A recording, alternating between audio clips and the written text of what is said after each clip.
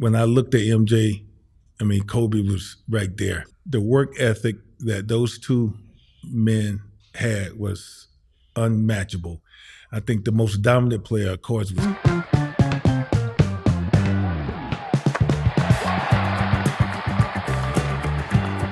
Hey everybody, Marc Israel, and welcome back to Courtside from LA.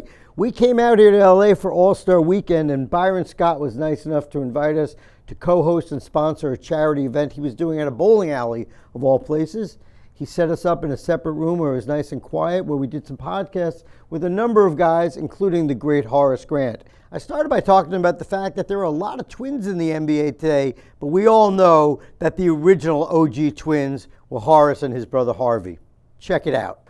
So welcome. It's my pleasure to have with us the great, as I said, the original OG twin in the NBA, the great Horace Grant. Horace, nice to see you, man. All right, thanks for having me on, man. It's a pleasure. Good to see you. You know, before we went on the air, we were talking about twins, and there seem to be a number in the league today. You know, there's the Champagny twins, and there's the Thompson twins. It was Brooke and Robin Lopez. But boy, when you and your brother were doing it, you guys are the original OGs, huh? I try to tell people, you know, go ahead and Google Horace and Harvey Grant, you know, the OGs. We first came in and did our thing as twins. And, you know, my brother was playing for the Bullets, back the Wizards now. Yep. And, of course, I was in Chicago with, you know, Michael and Scottie and all the guys. And I used to love to play against my brother. Did you really? Absolutely. And did you love it because you wanted to get the better of him, or is it just because the camaraderie of growing up together? No, I wanted to kick his ass. Yeah, yes, absolutely. We grew up, nothing but love and just so competitive with each other, and it just carried on over into the NBA. Yeah. So talking about the kicking each other's ass. So when you guys were 8 and 10 and 12 and 14 and 16, were you playing in the driveway just trying to kick each other's butts? Absolutely.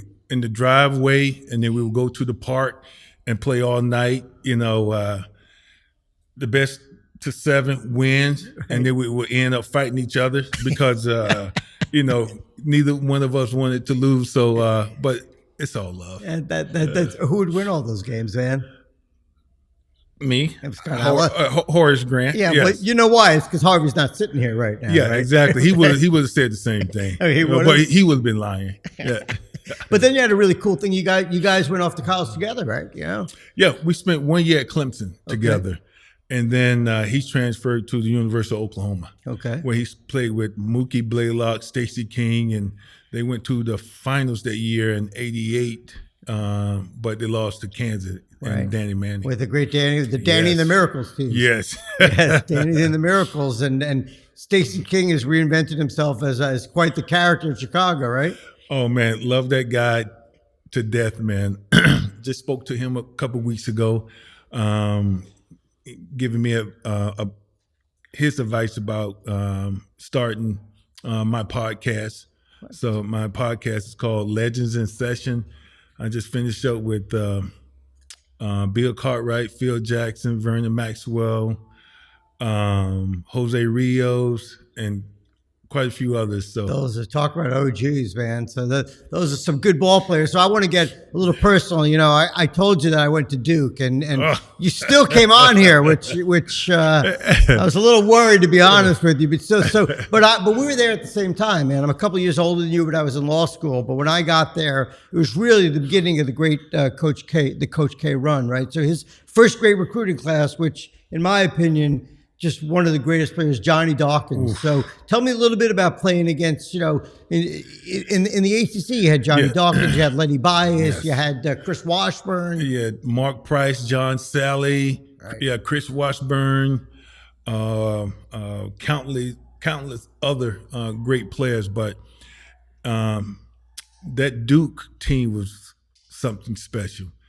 Johnny Dawkins, Tommy Amaker, Jake Billis, Mark Allery, you can go on and on with that team. And it was a team that kind of struck fear into your heart because you know they were going to give their best. Yeah. And talk to me a little bit about a guy who has become legendary, unfortunately, because of his early passing. But I saw him play, and you obviously played against him, and he was a special talent. Talk to me a little bit about Len Bias. Man, people just don't know what type of player that young man was, especially at the University of Maryland. I remember because I went to Clemson, and I had so many friends, football players, and whenever we played Maryland, they were like, "Yo, Horace, we love you, man, but you know who we coming to see." And of course, it was Len Bias. That young man was an incredible talent. Just unfortunately, when you make mistakes, it's a lot of consequences come with. Yeah, sometimes. It was tragic. He was, in an era, it was before 3-pointers, and it was before some of the training that players do now with all sorts of sophisticated training. He was ripped. He was big. He was strong, and he could shoot. And he could jump out of the gym, right? I remember when the Dean Dome just opened, way back. I remember watching Len Bias go in and just dunk on people backwards, shooting 15 to 18-foot jumpers. I mean, really getting high off the ground. And as you said, like 6'8", just chisel. There was no weakness in his game. And they won that particular game. Yeah, it's unbelievable. Yeah. I was in the Dean Dome for the first game, and I think he scored 41. Yes. Without a 3-pointer in those days, without a 3-pointer. So you play at Clemson, and obviously you had the good fortune, to go to the NBA. Talk to me a little bit about where you wound up and a little bit about that journey. I mean, we all know, but I want to hear it from you. Well, David Robinson was the number one pick. And after that, you kind of didn't know where you were going. But I guess it just depended on what that particular team needs at that particular time. And I was very fortunate to get drafted by the Bulls in 1987, along with my best friend, Scottie Pippen, who I didn't know who the hell he was until that night.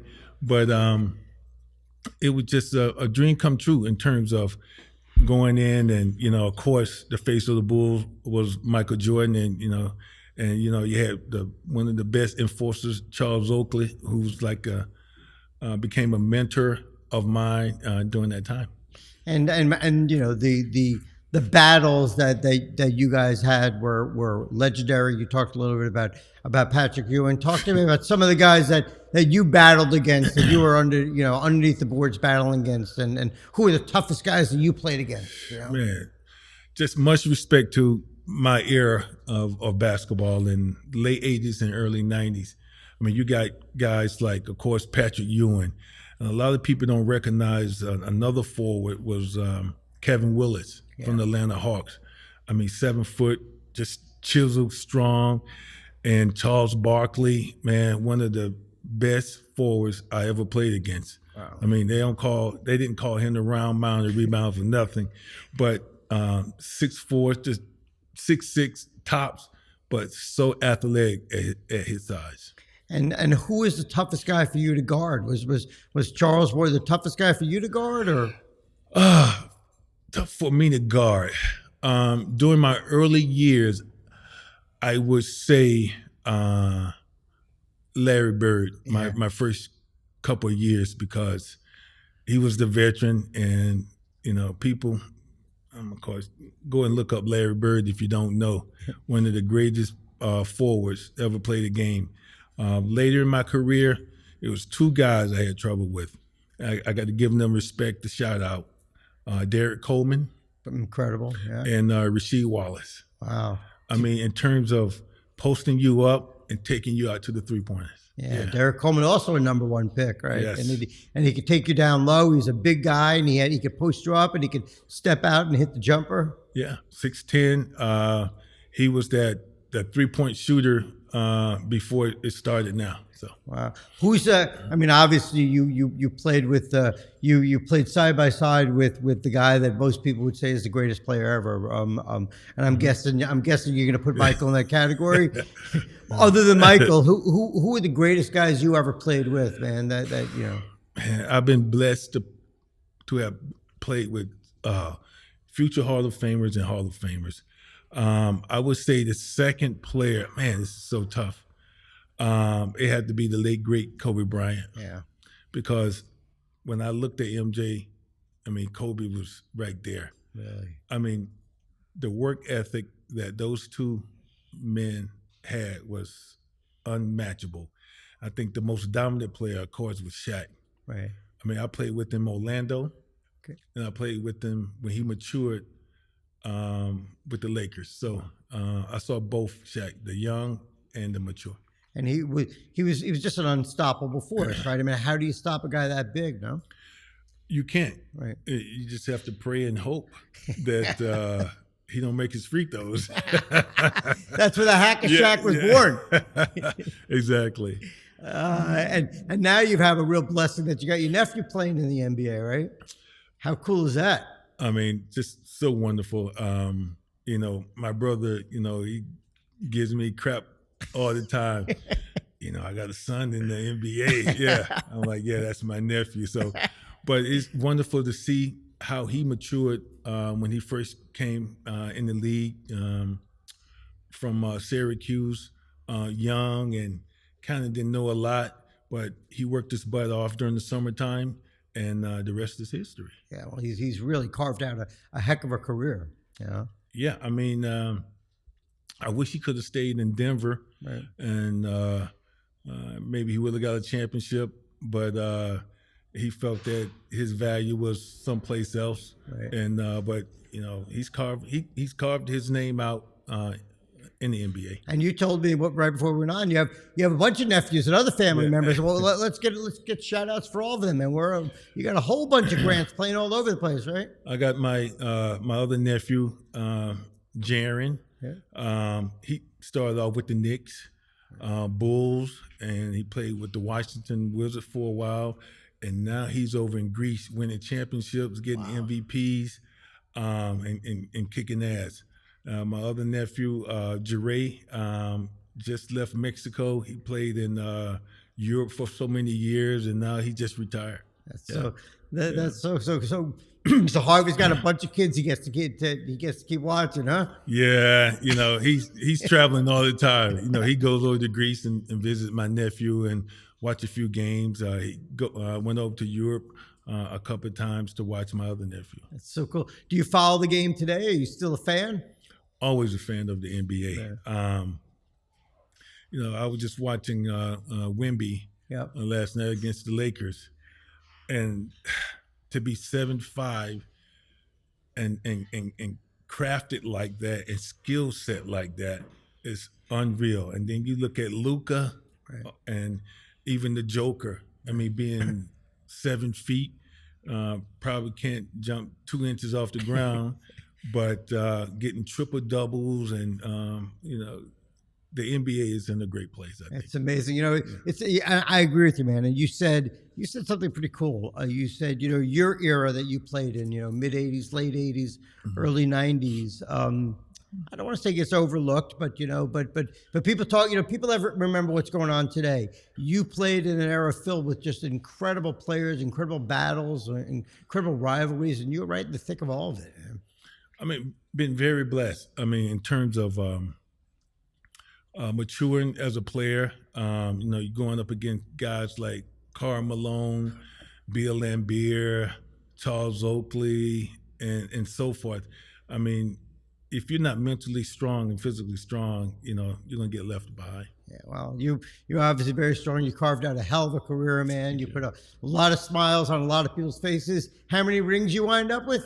4. Damn, that's pretty good, man. 3 with the Bulls and finished with the Lakers. That's unbelievable. Yeah. Well, you brought a lot of joy to a lot of fans like me, man, and we really enjoyed watching you play, and I enjoyed spending some time with you here today. Thank you so much for having me on. It's been fun. That's good, man. Appreciate it, brother. You're very welcome. All right. This is the man.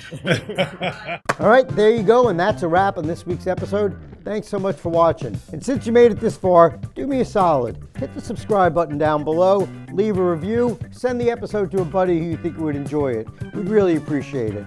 Thanks again, and we'll see you next time.